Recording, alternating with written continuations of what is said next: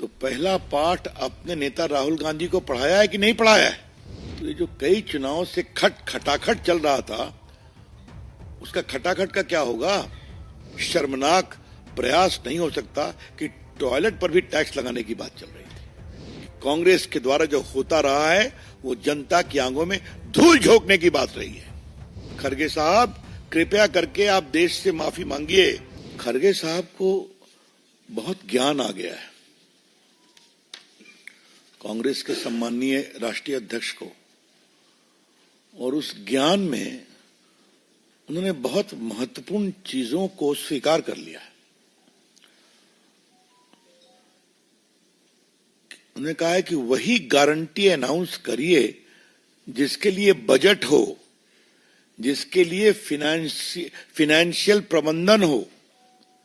Make announcement only for those items for which you have got budgetary provisions, for which you have got financial availability.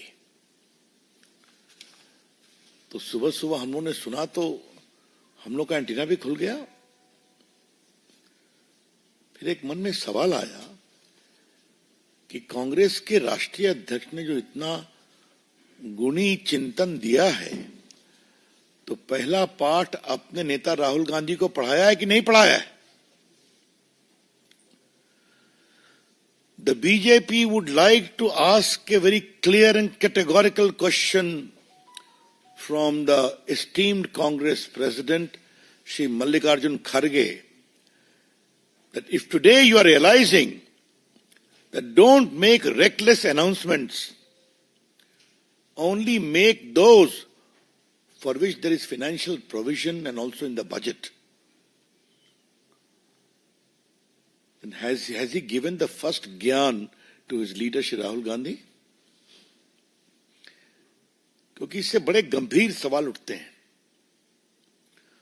Bharat की राजनीति में एक नया शब्द माननीय राहुल गांधी जी ने लाया है, खटाखट।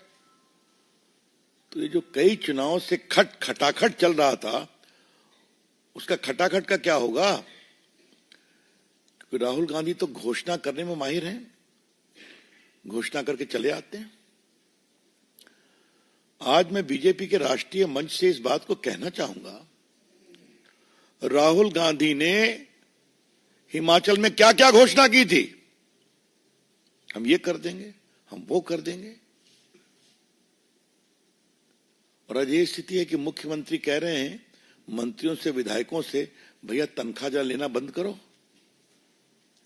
अब ये कह रहे हैं कि सबसे, ये देश की राजनीति में इससे बड़ा कोई शर्मनाक प्रयास नहीं हो सकता कि टॉयलेट पर भी टैक्स लगाने की बात चल रही थी। याद है आपको?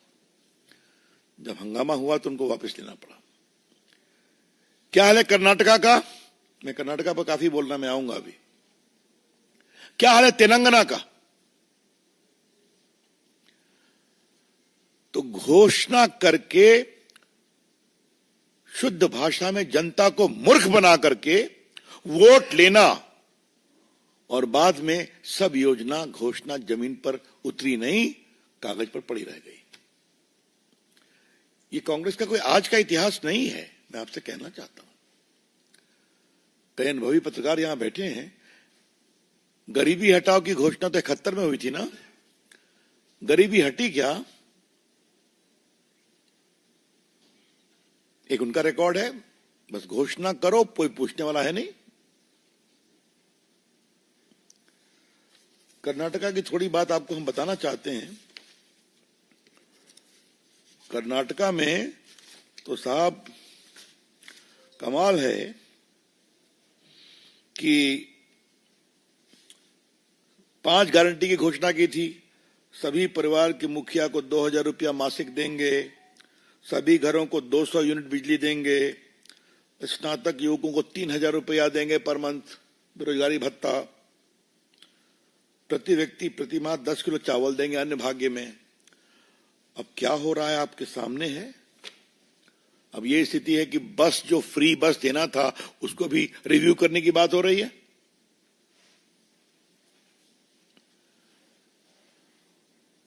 और आज हम बहुत गर्व से कहना चाहते हैं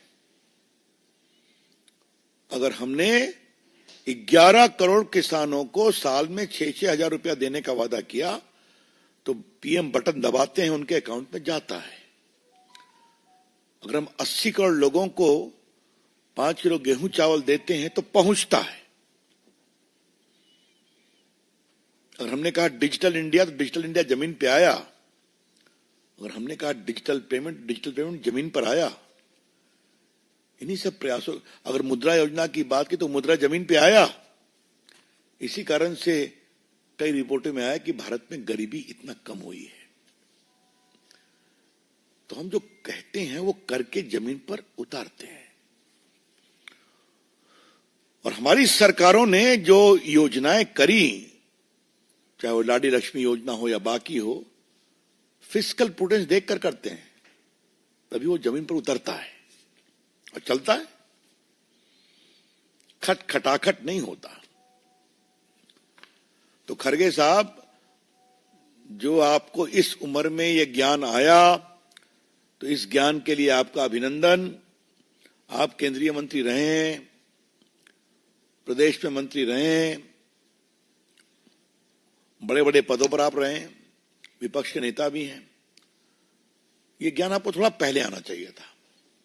अच्छी बात है, लेट से आया, लेकिन इसका पहला पाठ आप राहुल गांधी को पढ़ाइए। Kharge ji, please give the first lesson of this confession. Don't make announcement unless there is a proper financial provision to Mr. Rahul Gandhi first. वो जाने तो सही।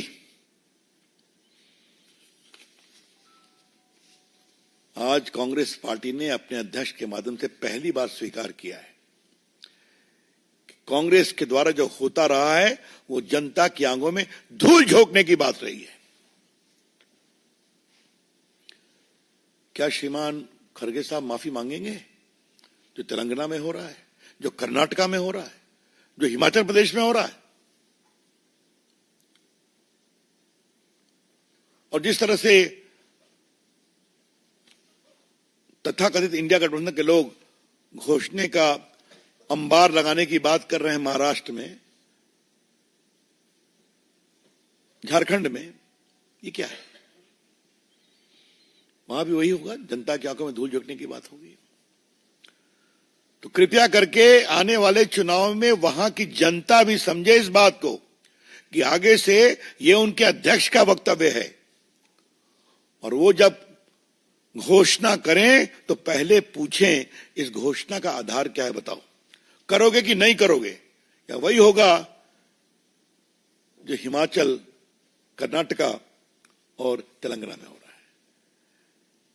The BJP would like to very respectfully convey to the voters of Maharashtra and Jharkhand, whenever Congress people go and make reckless announcements, ask them, your president is saying this, आप कहां से करोगे? ये पूछना चाहिए। मित्रों, मुझे लगा कि ये महत्वपूर्ण विषय था, इसलिए इसको बताना जरूरी था। खरगे जी, देश से माफी मांगिए आप। इस वक्तव्य के बाद खरगे साहब, कृपया करके आप देश से माफी मांगिए। और राहुल गांधी, हम आपसे भी आग्रह करेंगे, आप भी माफी मांगिए।